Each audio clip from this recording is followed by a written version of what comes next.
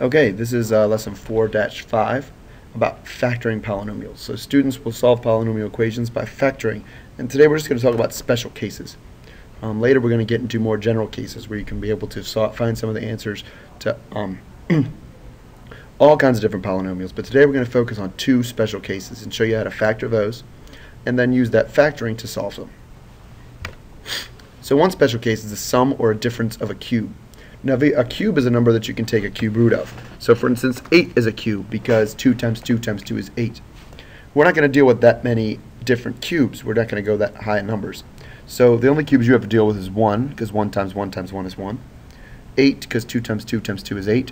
27, because that's 3 to the third power. 64 is 4 to the third power. And 125 is 5 to the third power. If you know those ones, you'll be fine for this unit. So what sum and difference of a cube tells you is that if you have a polynomial in the form of a cubed plus b cubed, so something cubed plus something else cubed, then one of the factors of that polynomial is the two numbers added together without the cubes. And the same thing happens for minus. If it's a cubed minus b cubed, then one of the factors is a minus b. Here's a practical example of that.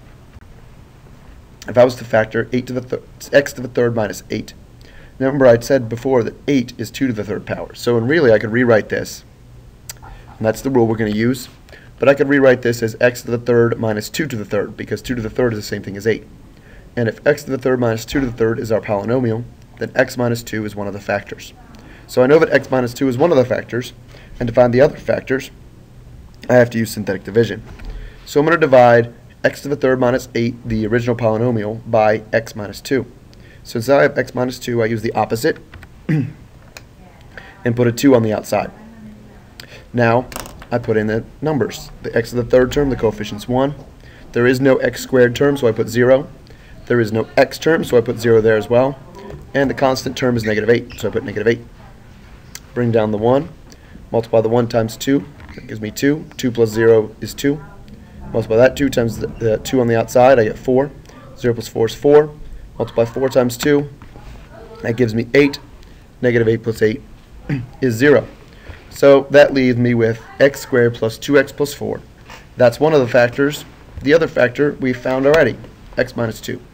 So if I asked you to factor x to the third minus 8, the answer would be x minus 2 times x squared plus 2x plus 4. Here's another example, one that's a little bit more difficult because there's x cubed is not by itself anymore. It has 8 in front of it. I can still break that down the same way though. Okay, we're going to use the a cubed plus b cubed this time because it's plus. But 8x to the third power, remember 2 times 2 times 2 is 8, so that's 2x to the third power. And then 1 times 1 times 1 is 1, so that's 1 to the third power. So that means 2x plus 1 is a factor. And you'll see I've highlighted the 2 in front of the x. That tells me when I'm doing synthetic division, you haven't done this before. You haven't done synthetic division where the term had an x in front of it, had a number in front of it. And we're going to do the same thing, except before I put everything in synthetic division, before I put it into the table, I'm going to divide it by 2 because that's what's in front of the x. So on the outside, normally I would put the opposite of the number that's added to the x, so it's 1. So I put negative 1, but remember I have to divide it by 2 before I put it in. So that becomes negative 1/2. Then I'm going to put 8, but remember we divide it by 2 first, so that becomes 4. Then we're going to put, there's 0, x squared, but I divide that by 2 and it's 0. 0x, I divide it by 2 and it's 0. And 1 divided by 2 is 1/2. Now I'm all set up. So I bring down the 4. 4 times negative 1/2 is negative 2. 0 plus negative 2 is negative 2. Negative 2 times negative 1/2 is 1. 0 plus 1 is 1. 1 times negative 1/2 is negative 1/2. 1/2 plus negative 1/2 is 0. So we get 4x squared minus 2x plus 1. And the other factor, the original one we found, is 2x plus 1. And so we factored that one as well. We can always use this sum and difference of cubes to solve equations. So right now we have 27x to the third plus 1 equals 0.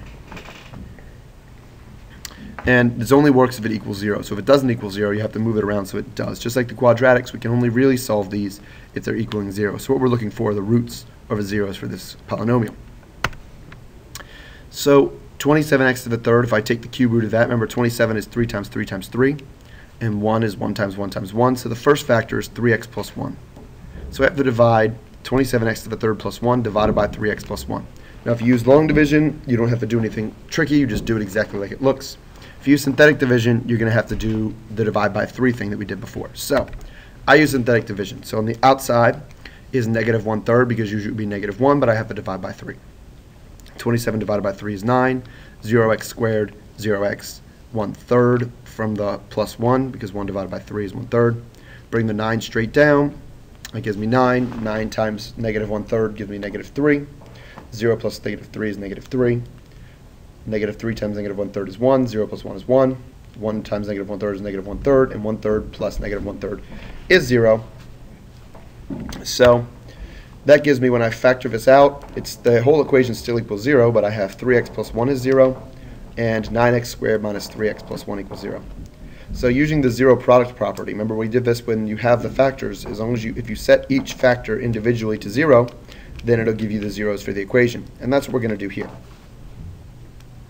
So one thing we can do is set 3x plus 1 equal to 0, and we have to do this. One thing we have to do. When I subtract 1, I get 3x equals negative 1 divided by 3. X is negative 1/3. Now if you did this using the method we used with the TI-84 before the quiz, this is the only answer you're going to get.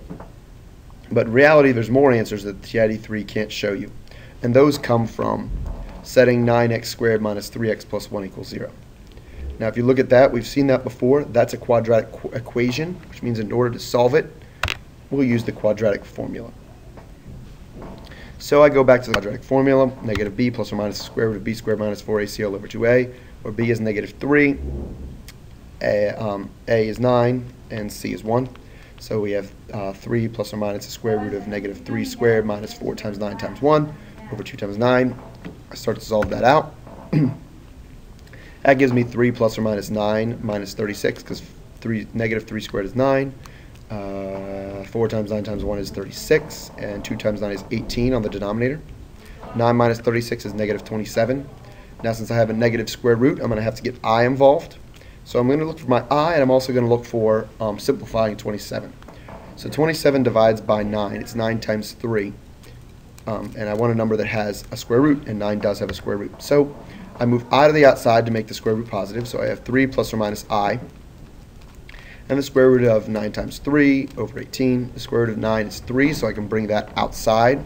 That gives me 3 plus or minus 3i root 3 over 18. And if I look at that, I'll notice that all three terms can divide by 3. So that becomes 1 plus or minus 1i over 6. So that's actually two different answers. So I have, from the other page, my answer was negative 1/3. And from this page, I get one of the answers is 1 plus I root 3 over 6. And the other answer is 1 minus I root 3 over 6. So altogether, there are 3 answers to this problem. The other special case we're going to talk about is a quadratic form. Now that's when we have a double quadratic, which means we have x to the fourth, x squared, and then a constant. There's no x third, there's no x. There's no odd numbered exponents. In order to solve this, I'm going to let x squared, I'm going to redefine x squared as being equal to a. I made that up. You can do that.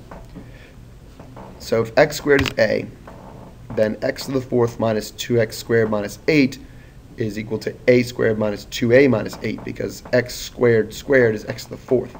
So that means a squared is also x to the fourth. And I just replaced the x squared after the negative 2 with a, and there I have that. Now I'm going to factor that just like we did in chapter 3. So what I'm looking for are two numbers that when I multiply them together, it gives me the negative 8 that makes the constant term.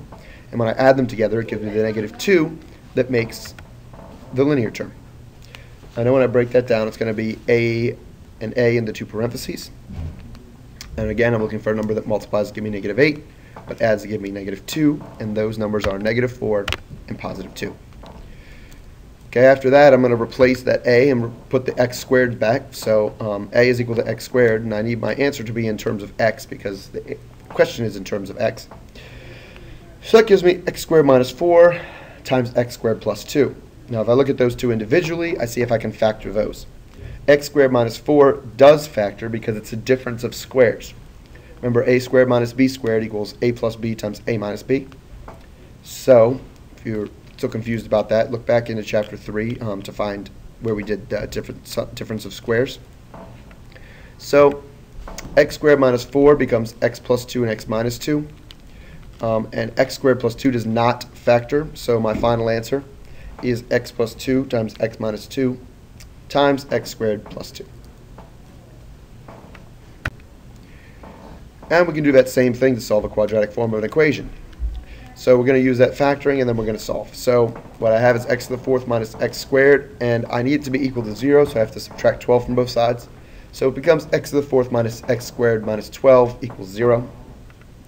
And I'm going to let, again, x squared be a. So that means what we have here is x to the fourth minus x squared minus 12, and then change the x's into a's. That gives us a squared minus a minus 12. So again, I'm looking for two numbers that multiply to give me negative 12, but add to give me negative 1. That's negative 4 and positive 3.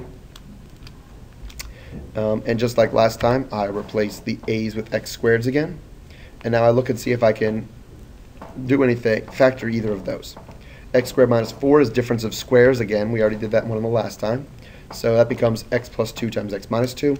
X squared plus 3 does not simplify. There's no way quadratic binomial simplifies unless it's difference of squares. And plus 3 is definitely not the difference of squares, because difference means subtraction, and 3 is not a square.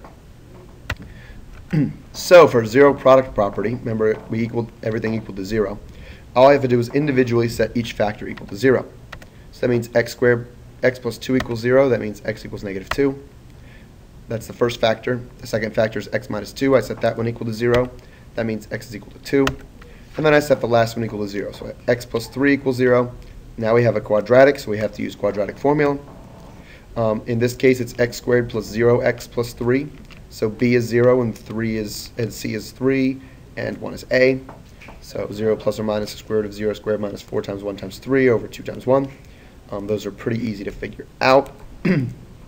4 times 1 times 3 is 12. So we have 0 minus 12, which is negative 12. So we have plus or minus the square root of negative 12 over 2. We're going to move the I to the outside and break up 12 into something that has a square root. So that becomes plus or minus I root, and then I put 4 times 3 because 4 has a square root, divided by 2. The square root of 4 is 2, so I move that to the outside. And now the 2's will cancel out on the top and bottom of the fraction, so all I'm left with is plus or minus I root 3. Okay, so now I have all my answers. They're negative 2, positive 2, negative I root 3, and positive I root 3. So since this was x to the fourth, I know there should be 4 answers, and I have 4 answers, and that means I'm done with this problem. Alright, so for homework, I want you to do page 78, 1 through 4 all, that's going to be difference of cubes, and 9 to 12 all, that's going to be those substitution with quadratics. Okay, so good luck on the homework, and I will see you in next class.